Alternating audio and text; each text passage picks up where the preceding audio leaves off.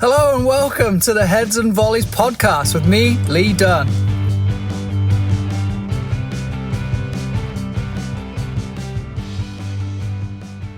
This episode is truly going to reflect the title in maximizing time. That it should be a fairly short one, and the idea of it is really to help us maximize the contact time that we have with our players. And part of this comes from just topics and conversations with other coaches and reading what other people are talking about in terms of the actual contact time that they have with their players, and either learning to maximize or perhaps fine-tuning things that they're doing or perhaps not doing to really maximize the time, but maximize the impact of the practice too. And if you think about what a typical practice looks like in terms of a skill-based practice and warm-up that all kind of builds and builds and builds until it ends up in a scrimmage, and then you consider that a lot of the time a scrimmage is deemed to be only played or only valid if the players have been good or if they've done what they've been told to do, or the coach perceives that they've actually done well, so they deserve to scrimmage, quote unquote deserve to scrimmage. And I've seen plenty of coaches who say you deserve not to scrimmage because you didn't do very well in this, and therefore you're going to spend even more time doing these drills that we call drills. For some reason, drills. We like these drills. Now I'm just going to make you do them even more. So I'm going to punish you, or I'm going to do things like physical punishment because you messed around. And looking back on a dissertation piece that I did at university in the UK, one of the pieces for a session that I did, in summary, I reflected that I made the kids run 3 laps to burn off some energy. And I think, unfortunately, that is still a large factor when a coach approaches a session, especially with younger kids. They're often full of energy and excited to be there. So this is really kind of a cool time to think about maximizing. How do we maximize that? And I say that because we have people in lockdown right now, people in the UK in lockdown. I'm in California where we're still not able to have competition. We can do skills building, we can do fitness training or conditioning, but we can't compete unless we're one of these crazy clubs who decides to drive to Nevada or to Arizona. And that's a whole other topic in itself. But how do we maximize with what we've got? And I think number one for me really is looking at mastery, and mastery in terms of how the players are mastering the game, how the players are mastering what you're asking of them in practice, outside of practice.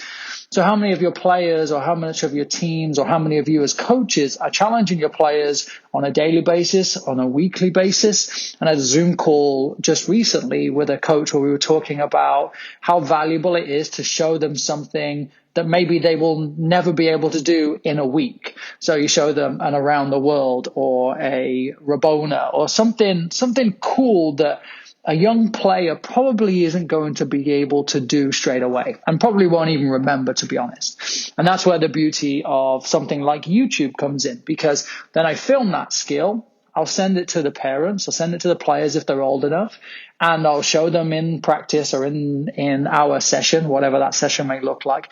And then I'll say, go ahead and practice it. Now, you might be thinking, and this is relative to a tweet I saw about the US men's game yesterday against Wales, and the challenge was how many step overs or scissors or particular skill fakes did the players do in the game, with a kind of hint that, is it really relevant for us to teach our players that? And my argument is yes. With younger players, where we really want them to build familiarity with the ball, we really want them to enjoy having the ball at their feet and be faced with a challenge, something that's difficult, I think it is completely relevant to teach them how, or teach them some ideas of perseverance for practicing these skills. Now, if a kid is practicing a Rabona or an around the world, that means that they've got the ball at their feet. That means they're learning how to trap the ball, how to move the ball. They kicked the ball away because it didn't quite work out and it bounced off their foot. Now they've got to go and get it. So a quick little run to grab the ball. But now they're working on ball control to get the ball back under control and being able to use the ball again. So there's just so many positives attached to giving skill challenges, or any other challenge if you're not a fan of skill challenges for players. insert challenge here for a player to go home and practice. And I think that's number one way of really maximizing time. And in my new book that's coming out very soon, the 1v1s outside the box, the idea of challenging your players with mastery beyond training, so that when they're coming to training, they're not working on mastery, they're working on the actual why. The how is being addressed at home, the how is being addressed with a training environment that you are creating for them or challenging them to create for themselves at home. Here is a skill challenge for the day. Here is your challenge for the week. Here is what I want you to be working on, so that when you come to practice, this is what we're going to be working on at practice. And this is something I do with the individuals that I work with, whether it's isolated training or small group training right now, of saying, you identify as a striker or a midfielder, or you prefer to play on this side of the field or in this part of the field. So then what is important for you in those positions? And how can I help you as the coach? So I'm maximizing my time. Instead of saying, when you come out to the field, we'll figure it out, or I'll just plan a bunch of stuff that I think is good for you or that I saw on Instagram. I really want to know, what do you think, or what do you feel is going to help push you along? Now, a player doesn't know the answer. They don't know, or they don't understand what is going to be exactly right for them. However, that's my role as a coach to say, okay, you think that passing is an important thing for your game, for your position, for you to progress. Well, then, A, I know you, but B, I understand the position that you're playing and the types of passes you might need to play.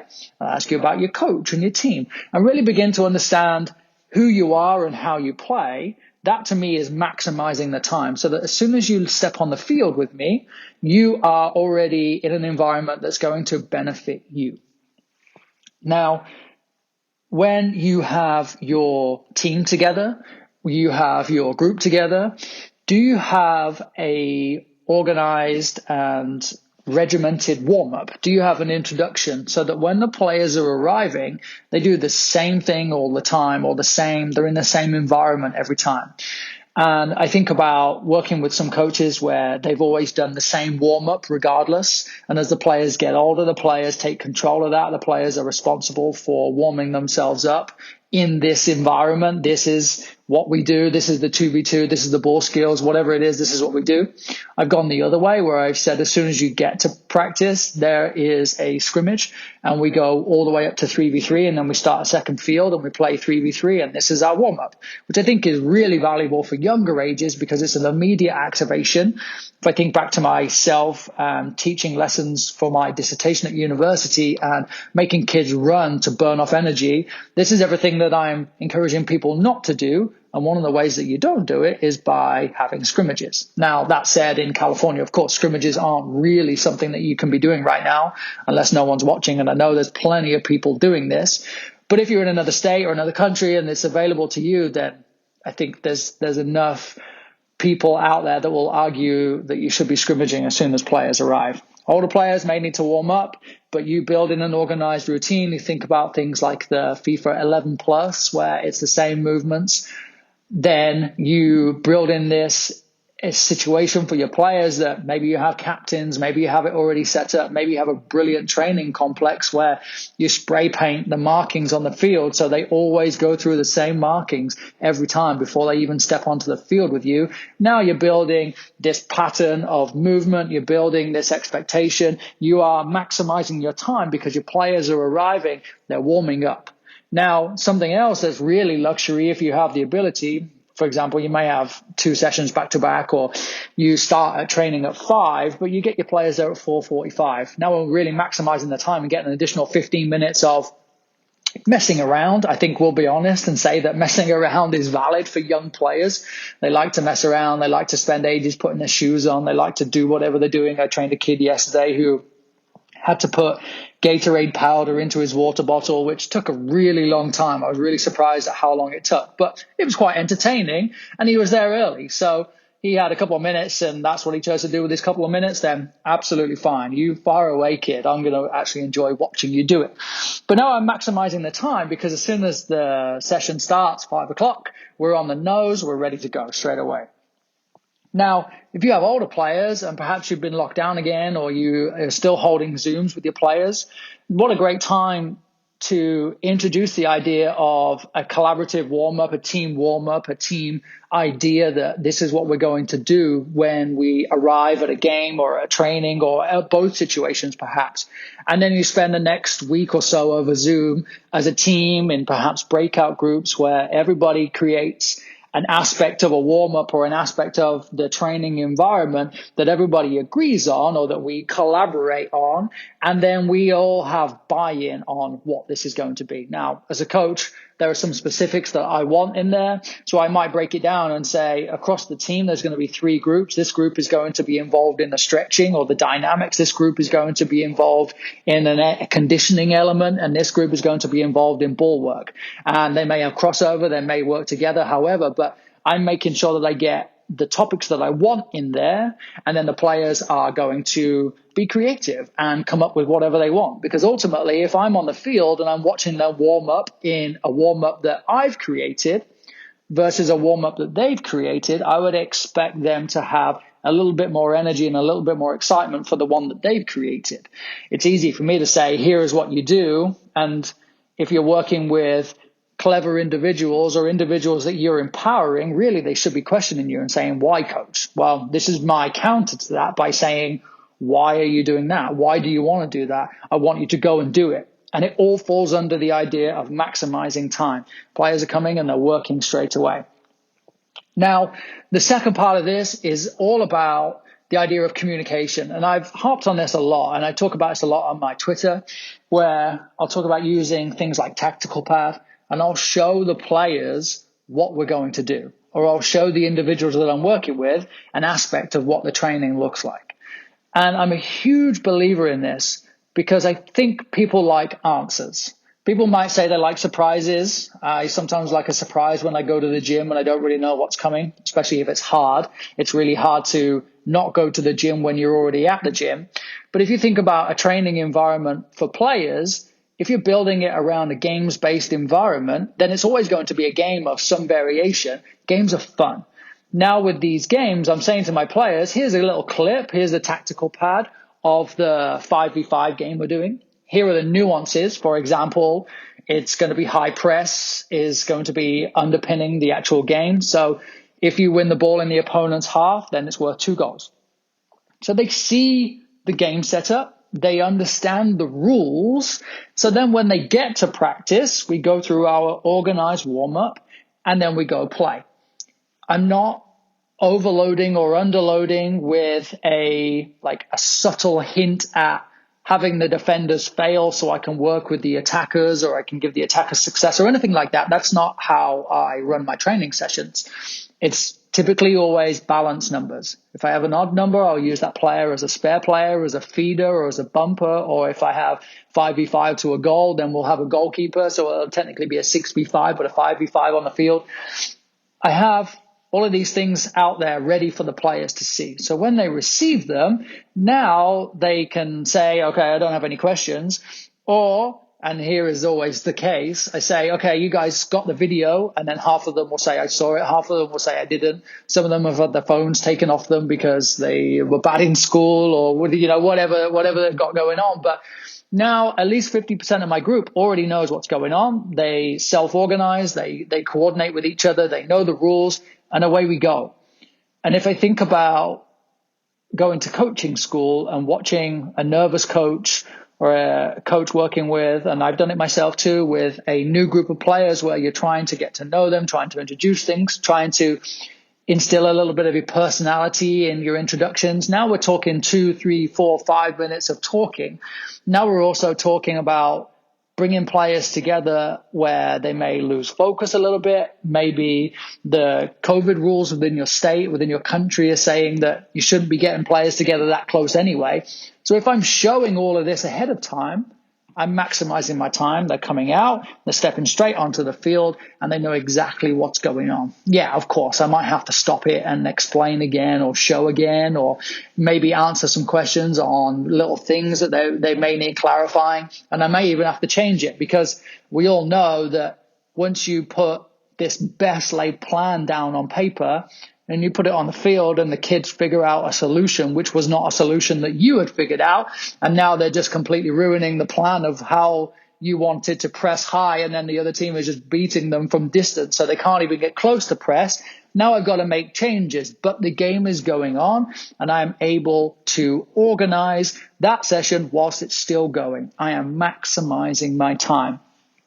And in maximizing my time, that's it for today. I really wanted to just share these quick tidbits of ideas of how to maximize that time, but how to do it in a way that not only encompasses or considers your players, but a way that's going to help you.